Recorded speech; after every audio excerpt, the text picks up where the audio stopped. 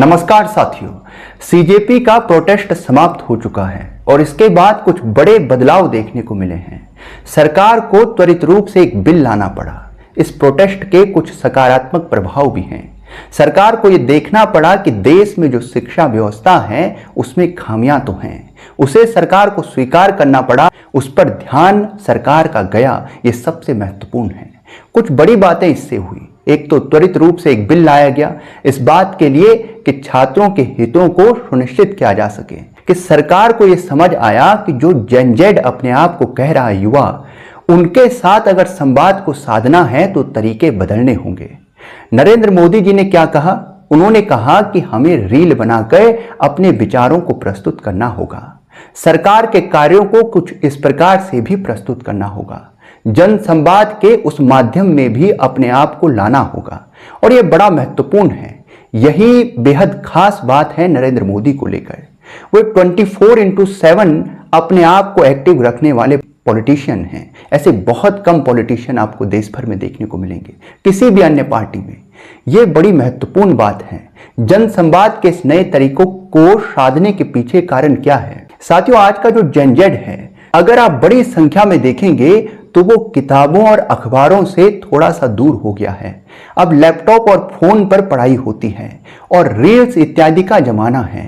तो इसकी वजह से उनके साथ अगर जनसंवाद को साधना है तो उन्हीं के तरीके में अपने आप को ढालना होगा। यही महत्वपूर्ण बात है जो कि इस समय पर सरकार के द्वारा सुनिश्चित की गई, जनसंवाद के उस तरीके को साधना। इस आंदोलन के बाद एक बात और बड़ी खास जो सिद्ध हुई कि जो सीजेपी का प्रोटेस्ट है, ये केवल और केवल विद्यार्थियों का, उन नीट के विद्यार्थियों का प्रोटेस्ट नहीं है, बल्कि ये तमाम उन विपक्षी दलों के द्वारा भी जो समर्थित था उसकी बात भी सिद्ध हो जाती है। और उसका कारण क्या है, उसके लिए आप इस एक वीडियो को देखें। पंजाब में रुकिए। इस वीडियो को देखने के बाद आप इस बात को तो समझ जाएंगे कि वे लोग जो आपको प्रोटेस्ट में समर्थन कर रहे हैं, आप उनके खिलाफ कैसे बोल सकते हैं। तो वहां पर आपको थोड़ा सा पीछे हटना पड़ता है। वहां पर आपको छात्रों के हितों से थोड़ा सा समझौता करना पड़ता है, थोड़ा दूरी बनानी पड़ती है। तो यही होता है। तो ये राजनीति यहां पर धीरे धीरे साफ होती नजर आएगी कि जो ये इतना बड़ा प्रोटेस्ट हुआ उसके पीछे कौन सी शक्तियां क्या हैं, विपक्ष क्या कर सकता था उसी समय पर। हम ये बात अगर तय करें तो पंजाब में अरविंद केजरीवाल जी कोई ऐसा बिल लाकर दिखा देते कि हमारे यहां तो किसी प्रकार से कोई आरोप लग ही नहीं सकता पेपर लीक को लेकर। केरल में राहुल गांधी जी कुछ इस प्रकार का बिल ले आते। इस देश में प्रधानमंत्री की कुर्सी आपका इंतजार कर रही है, लेकिन आप कुछ इस प्रकार का कर दिखाएं तो ये देश आपको देखे, जाने, आपके विचारों को समझे। आप यदि वहां ये कर सिद्ध कर देते हैं तो निश्चित रूप से इस देश के प्रधानमंत्री की कुर्सी आपका इंतजार कर रही है। लेकिन विद्रोह से अगर आप इस देश में सत्ता में काबिज होना चाहेंगे, बहुमत की सरकार को आप चैलेंज करेंगे, यदि आपके पास कोई ऐसा विचार है जो कि देश में पेपर लीक की समस्या को समाधान कर सकता है, तो आप जहां आपकी सरकार है, जिस राज्य में, वहां उस बिल को क्यों नहीं ले आते और सिद्ध कर दीजिए इस देश के सामने कि शिक्षा व्यवस्था के मामले में आप सर्वोत्तम हैं, आपके पास ऐसे विचार हैं। इस देश की प्रधानमंत्री की कुर्सी आपका इंतजार कर रही है राहुल जी, आपका इंतजार कर रही है केजरीवाल जी। इस देश का जनमानस देख रहा है, लेकिन विद्रोह के नाम पर यदि इस देश में सत्ता पर काबिज होने की कोशिश करेंगे तो वह ठीक नहीं। साथियों, आप में से बहुत से नौजवानों को लगता होगा कि नेपाल में भी तो ऐसा हुआ, बांग्लादेश में हुआ, श्रीलंका में हुआ, वहां भी तो नौजवानों ने, जेन जेड ने वहां पर कितना बड़ा आंदोलन किया और जीत हासिल की, सरकार को गिरा दिया। और हम सब सोचते होंगे कि हम भी तो भारत में नेताओं को इतनी गालियां देते हैं, हम ऐसा क्यों नहीं कर सकते। हम सब के मन में विचार आता होगा।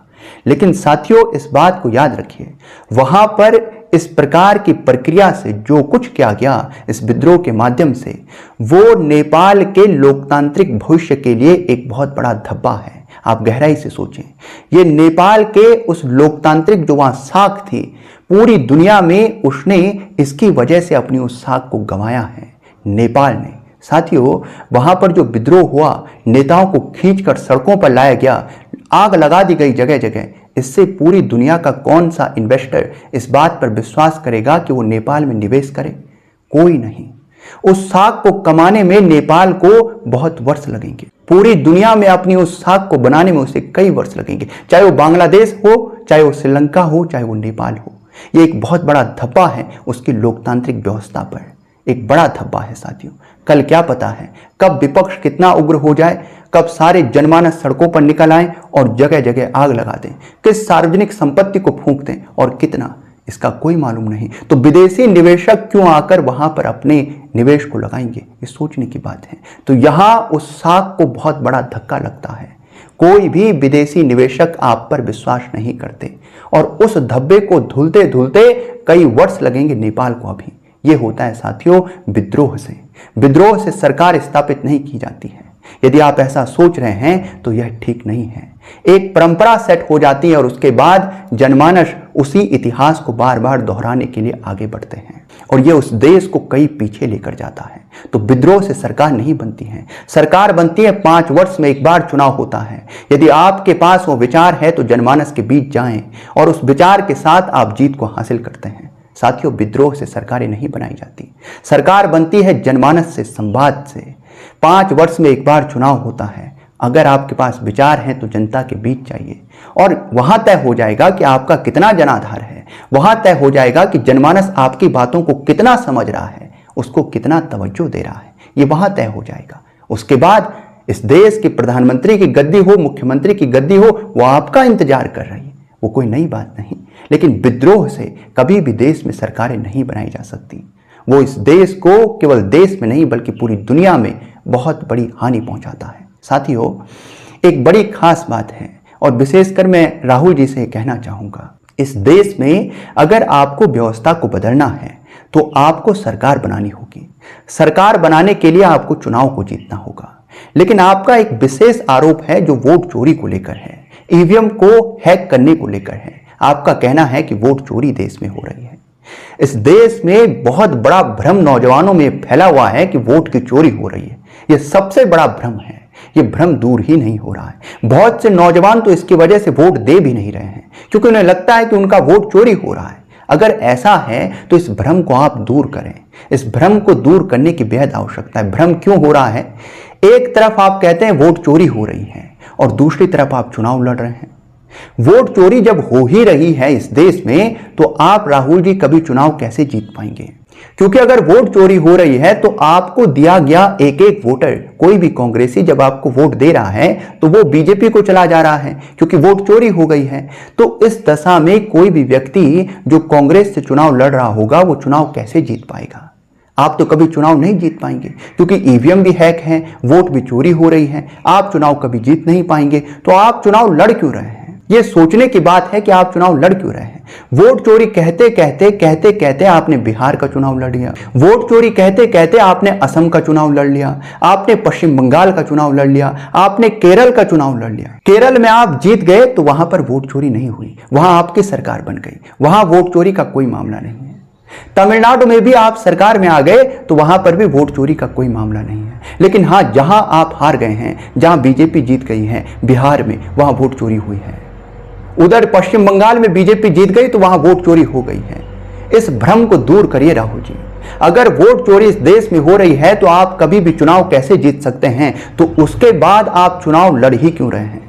आप चुनाव क्यों लड़ रहे हैं? ये बात बेहद आवश्यक है। पहले इस बात का निवारण कर लें। सिस्टम को तब बदलेंगे जब आप चुनाव जीतेंगे। चुनाव जीतेंगे तो सरकार बनेगी।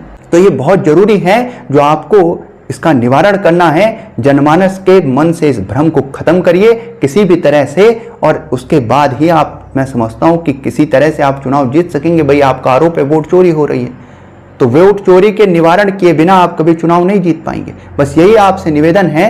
आपका इस संदर्भ में क्या विचार है कमेंट बॉक्स में लिखिएगा। यदि वीडियो आपको पसंद आए तो लाइक कीजिएगा, शेयर कीजिएगा, हमारे चैनल को सब्सक्राइब कीजिएगा।